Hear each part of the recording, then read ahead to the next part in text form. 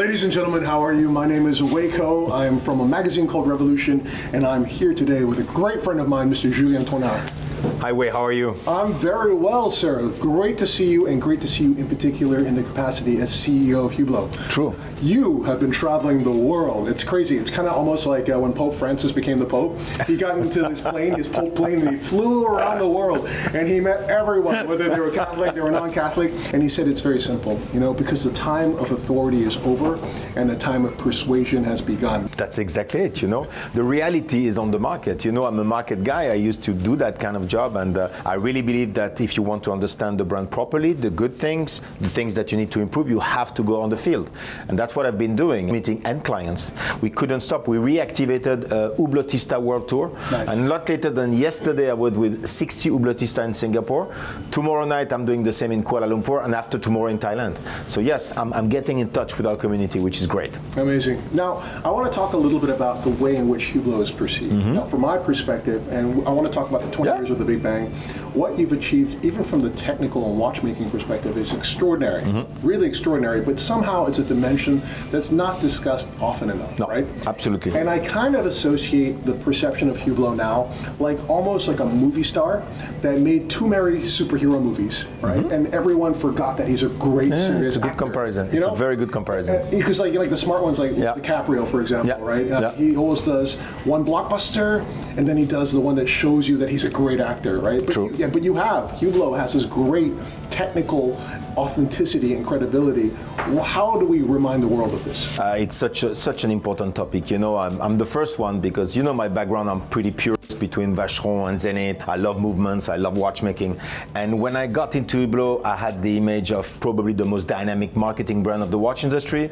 Definitely the master of new materials, super innovative, creative. But I don't think we get enough credit about the watchmaking part. And when I saw what Hublot has been doing all over the years, I think it's a great watchmaking manufacturer, and we need to talk more about it. The opportunity of the new manufacturer being built at the moment in Nyon will certainly give us an opportunity also to show it better and to put it on stage, really, to show what we are doing. Because in only 45 years, it's a very young history, we have accumulated so much knowledge.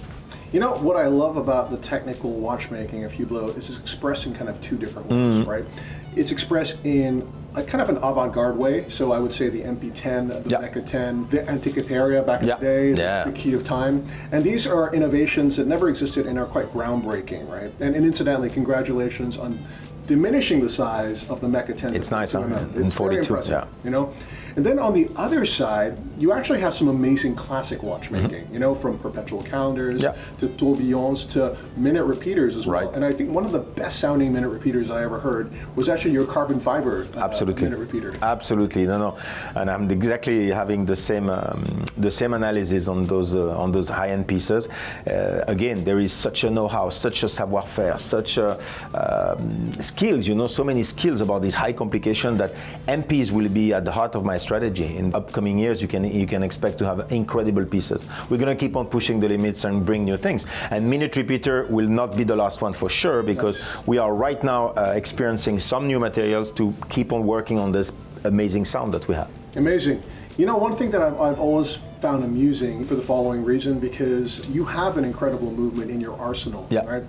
And that is your tourbillon chronograph. But Regepi's very first watch, the Crivia AK01, is using exactly the same movement as the Hublot tourbillon chronograph. And that just goes to show that actually that movement has so much more that it can express, and potentially you could do something with this, right? Absolutely, no, it's clear. And again, it's about talking about it. It's about making more people visiting the manufacturer, getting them to see these skills, because Hublot is not late at all, and we've done incredible things. So I'm really happy that we discussed about that topic, because watch picking will be in the heart of my priority for the coming years.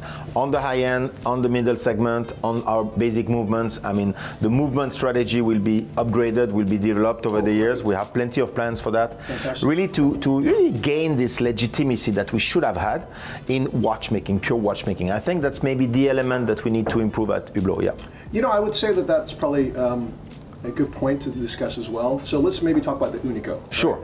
So the Unico, I think in the context of when it was first introduced, which was a while ago, it was quite significant in terms of an in-house movement. Absolutely. Right? But as we've progressed, you can see that other in-house movements have come up, and it feels like a little bit left behind. With the exception of one Unico movement, which was the one that you created last year for the Djokovic watch. Very just cool. goes to show you that there can be some innovation even with the Unico. Of course. The Unico has to evolve, and we have plans for the coming years also to make it change, to make it evolve. Technically and aesthetically, we have plenty of plans. I think the level of finishing that we want to put, you just mentioned the Mecha 10 on 42. Yes, the size was reduced, but we also worked a lot on the decoration, the finishing to make the perception better. And I think on Unico, we also have developments to come on that. So no, it's clear. The Djokovic watch was a huge success, and people loved it, and they almost saw it as a new movement, you know. It was so different from the usual Unico just by this change that they perceive it as a new movement. But Unico is a great base to continue to build, Well, actually, I want to talk about this watch because I think there's a fantastic opportunity there, right? We looked at that watch from the perspective of it being a collaboration with Djokovic, which was really cool, and it has the same peak carbon that goes into his racket. But actually, we discovered that it is in fact the world's lightest automatic chronograph. True. We know because we thought we'd made the world's lightest automatic chronograph with another brand that you may be familiar with. Kind of. Only to discover there was another one that was lighter, which was your watch. Yeah. And actually, that's what's so cool about that timepiece. And it's also a reminder that Hublot does great technical watchmaking as well. Incredible peak carbon case, which was the right size at 42, had these incredible negative voids in there as well. And then the titanium Unico inside of there created a weight, I believe that was sub 50 grams, if I'm not mistaken, around 48. Something like this? True, 49.5, I think. Lighter than a tennis ball. Lighter than a tennis ball. But maybe this watch could have a permanent place in your vocabulary in the future? At least it's a field of research that we got by reaching such a lightness and also aesthetically such a great result. Only 100 pieces, they got sold out very quickly. People loved it. So yes, it's a learning that we have and that could be worked on for future projects for sure. But that particular one has been amazing. Novak was very happy. We have another plan in the pipe with him to really celebrate his whole career. Fantastic. So plenty of things that will happen. 2025 and 2026 will be very rich in terms of new developments. Amazing. Since we're talking about technical watchmaking, let's talk about humanizing it a little bit as well, right? And I love the fact that recently we have a really different perception of Vuitton and La Fabrique Vuitton because of the two watchmakers that created this incredible manufacture, Enrico Barbazzini and Michel Navas, who are, let's admit it, phenomenal watchmakers. Two legends. But these two legends worked at all the same places and actually used to work with another guy named Matthias Butte, who actually is the guy that's doing all the technical innovation at Hublot and has been doing it for over 15 years. I mean, talk to me about that guy and what he can bring to the table. I've known Matthias for quite a while, but now working at Hublot and working directly with Matthias, I'm so happy. We spent already hours together, and I really want to have him not only very active on developing new things, technically, new materials, but also showing him, making him share his passion much more. I want him to travel. I want him to be in the new manufacture. There will be a special place dedicated to R&D, dedicated to these innovative materials. When people visit the manufacturer today, the thing that they remember the best is the moment they spend with Matthias, understanding ceramic, understanding how you grow sapphire, how you make a watch out of those sapphire. So this is such an asset for Hublot, and I think Matthias is he's like our professor of the company, and he knows so well. So I'm going to work very close with him, and in his drawers he has very interesting things. We just recently presented a bicolor ceramic, which is incredible. It's just the beginning, it's just the first, but we're going to do many more, and we have plenty of plans now. We are really mastering the fact to use multicolor within the same ceramic piece. So Matthias is incredible. He will be at the heart of my work as well. I put him back into the center of this product strategy that we have. That's amazing. I think that for every collector, it always helps to have a human being that represents the technical and material credibility of the brand. And actually, that's what's cool about this dude is that he's not just a genius watchmaker, but he's a genius in material innovation as well. You mentioned the bicolored ceramic, and you just launched that watch with the dots in it. It's really cool. I guess you could do camouflage as well if you wanted to. Or we have plenty of things. We can do straight lines. We can do shape. One day we could do flags. I mean, we could. We were starting. It's really starting. But I've seen some prototypes of designs with multicolor ceramic. It's going to be almost limitless. I love it, and I love the fact that he's also the guy that's behind colored sapphire crystal, the incredible colors of ceramic that you have today. I mean, that's the unique positioning of this brand, right? It's watchmaking, which people maybe forgot about, but now you're reinserting. Incredible material innovation, and what you were talking about previously with Djokovic, which is incredible partnerships, but meaningful ones. So who are some of your favorite guys, right, in the partnerships that you've had? And who would potentially be the guy or girl that you would like to partner with for the future? There are quite a few. I mean, Novak is clearly a great partner because he really feels like getting involved in the watches. As I told you, we have another project upcoming, and he's very much motivated on that, and he wants to be part of it, and it's great. I mean, Kylian Mbappe in football is great as well. We haven't done a watch with him.